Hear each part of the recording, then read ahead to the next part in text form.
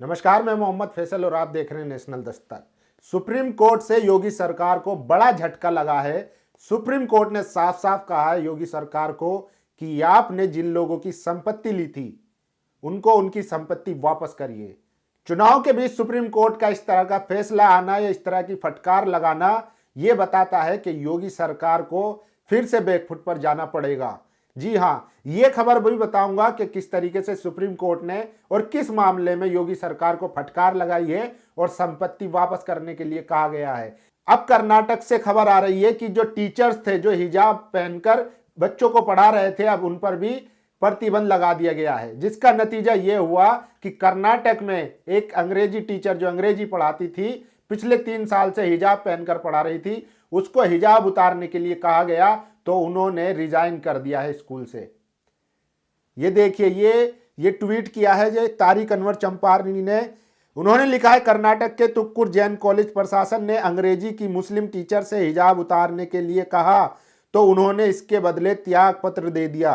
मुस्लिम teacher का कहना है कि वे पिछले 3 वर्षों से हिजाब में ही पढ़ाती आ रही है। उनका रेजिग्नेशन भी है। ये भी आप देख सकते हैं कि कैसे हालात हो गए हैं आज कर्नाटक में। पहले छात्राओं को टारगेट किया गया, अब जो टीचर्स हैं जो हिजाब पहनकर पढ़ा रही थी अब उनको टारगेट किया जा रहा है। लेकिन वहां का हाई कोर्ट अभी भी सुनवाई जारी के नाम पर टाल मटोल कर रहा है, जबकि पिछले 6 दिनों से लगातार सुनवाई जारी है। लेकिन इतनी आर्ग्यूमेंट होने के बावजूद भी कोई फैसला निकलकर नहीं आ रहा है। तो साफ पता चलता है कि किस तरीके से अदालतें भी टाइम पास कर रही हैं, जबकि फैसला आ जाना चाहिए था लेकिन अभी तक नहीं आया है, जिसके चलते तमाम वहां की छात्राओं को सफर करना पड़ रहा है। उनकी एजुकेशन प्रभावित हो रही है, उनकी शिक्षा प्रभावित हो रही है, लेकिन कोई भी इसको संज्ञान लेने को तैयार नहीं है। अभी देखते हैं और कितना डिले होता है और कब तक वहां का हाई कोर्ट, कर्नाटक का हाई कोर्ट इस मामले पे फैसला सुनाता है, ये देखने वाली बात होगी। तो ये बड़ी खबर थी कि कर्नाटक में हर तरीके से वहां पर मुसलमानों को टारगेट किया जा रहा है। पहले बच्चों को टारगेट किया गया, अब वहां पर टीचरों को भी हिजाब पहनकर पढ़ाने से रोक लगा दी गई है, जिसके विरोध में एक टीचर ने अपना रेजिग्नेशन दे दिया है, यानी कि उन्होंने पढ़ाने के लिए मना कर दिया है। तो ये खबर थी कर्नाटक से कि वहां पर लगातार जो हिजाब इशू है उस पर रस्साकसी जारी है, लेकिन हाईकोर्ट अभी भी मूक दर्शक बन के कार्रवाई सुन रहा है। जबकि इन जैसे मामलों में जहां पर छात्राओं की पढ़ाई प्रभावित हो रही है वहां पर फैसला तुरंत आ जाना चाहिए था 1 से 2 दिन में, लेकिन 6 दिन हो गए हैं, अभी तक कोई फैसला नहीं आया। अब बात करते हैं मेन खबर पर, जो बड़ी खबर है। सुप्रीम कोर्ट ने हाल ही के दिनों में योगी सरकार को फटकार लगाई थी और यह कहा था कि आपने जो सीए आंदोलन के दौरान जो प्रदर्शनकारियों को नोटिस जारी किए थे, उनकी प्रॉपर्टी जो जब्त की थी, उनसे जो पैसे वसूले थे, उनको वापस लीजिए या फिर हम खुद अपनी तरफ से उसको रद्द करेंगे। आज 18 फरवरी तक का उनको मोहलत दी गई थी योगी सरकार को। आज सुप्रीम कोर्ट ने, योगी सरकार ने अदालत में कहा है कि उन्होंने जितने भी मामले थे वो वापस ले लिए हैं और जो स्टेट की तरफ से वकील है एजेजी, यानी कि एडिशनल एडवोकेट जनरल, जो उत्तर प्रदेश की तरफ से नुमाइंदगी कर रही थी, गरिमा प्रसाद, उन्होंने कहा है कोर्ट में कि हमने सारे जो नोटिस दिए थे वो वापस ले लिए हैं। इस पर सुप्रीम कोर्ट ने कहा है कि आपने नोटिस तो वापस ले लिए, अब जो आपने उनसे रकम वसूली थी, जो प्रॉपर्टी डैमेज के नाम पे आपने उनसे रकम वसूली थी, उनकी प्रॉपर्टी जब्त की थी, वो भी उनको वापस करिए, वो भी लौटा दीजिए।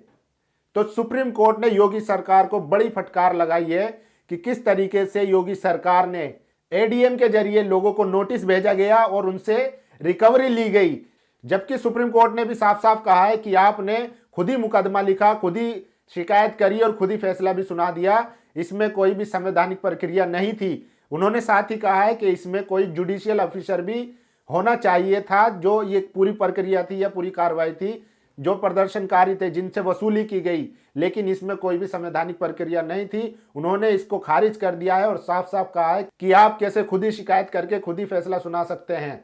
तो सुप्रीम कोर्ट ने साफ साफ फटकार लगाई है योगी सरकार को, और योगी सरकार को मुंह की खानी पड़ी है, वो भी इस दौरान जबकि चुनाव चल रहा है, और उनको सारे मुकदमे वापस लेने पड़े हैं। और अब सुप्रीम कोर्ट ने कहा है कि आप जो है जो रकम वसूली गई थी उसको भी वापस करेंगे।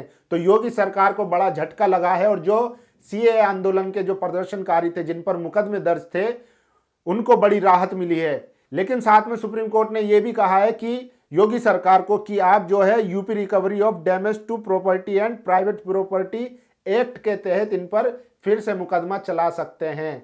तो इसमें अभी भी जो सीए आंदोलन के प्रदर्शनकारी है उनकी मुश्किलें कम नहीं हुई है। सुप्रीम कोर्ट ने कान घुमाकर पकड़ने की कोशिश की है। अब मैं आपको बता दूं कि दरअसल इस पूरे मामले में कितने केस दर्ज हुए थे और कितने लोगों पर मुकदमे हुए, कितनी नोटिस भेजे गए थे। टोटल जो है 833 लोगों के खिलाफ दंगा फसाद कराने का केस दर्ज हुआ था, जिसमें 106 एफआईआर दर्ज हुई थी। उसमें से 274 को रिकवरी नोटिस भेजा गया था, जबकि 236 के आदेश पारित हो चुके थे और 38 मामले ऐसे थे जो बंद हो गए थे। इतना ही नहीं, योगी सरकार की मनमानी का आपको यहीं से अंदाजा लगा सकते हैं कि इन नोटिसों में 3 व्यक्ति 90 साल के थे, उसमें से एक व्यक्ति था 94 साल का, और जब उसको नोटिस भेजा गया, जब ये मामला हुआ, उसको मरे हुए 6 साल हो चुके थे। तो नाइंसाफी की और इनके मनमानी का आप अंदाजा लगा सकते हैं कि एक व्यक्ति जो पहले ही मरा हुआ हो उसको भी नोटिस भेज दिया गया और उससे भी वसूली की गई थी, जबकि 2 व्यक्ति ऐसे थे जो 90 साल से ज्यादा उम्र के थे। अब आप बताइए कि जो आदमी 6 साल पहले मर चुका हो और जो 2 व्यक्ति जिनकी 90 से ज्यादा उम्र हो, वो क्या किसी भी तरह के आंदोलन में जाएंगे? क्या सड़कों पर लाठी खाने की कोशिश करेंगे?